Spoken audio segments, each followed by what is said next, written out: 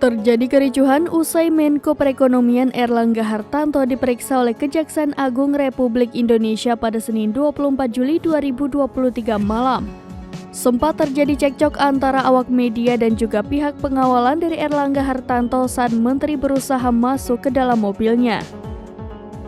Dikutip dari Tribun News, hal ini bermula ketika Erlangga Hartanto memberikan sedikit keterangan usai 12 jam diperiksa oleh Kejagung terkait kasus dugaan korupsi izin ekspor minyak sawit mentah atau CPO. Lantaran tak ada sesi tanya jawab, awak media pun berusaha untuk mengajukan sejumlah pertanyaan saat Erlangga menuju ke mobilnya. Namun di momen inilah terjadi ancaman dari pengawal Erlangga Hartanto.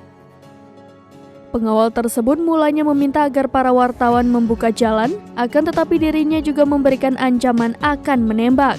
Selain ancaman juga ada umpatan kasar yang dilontarkan begitu mobil Erlangga Hartanto keluar dari gerbang Kejagung.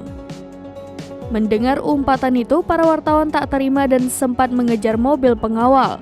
Adapun pemeriksaan terhadap Erlangga dimulai pada pukul 9 waktu Indonesia Barat. Erlangga dicecar sebanyak 46 pertanyaan terkait perkara yang merugikan negara hingga lebih dari 6 triliun rupiah itu. Kejagung belum memberikan penjelasan lebih lanjut terkait materi pemeriksaan Erlangga. Namun dipastikan satu diantaranya mengenai kebijakan semasa kelangkaan produk CPO dan turunannya di pasar domestik.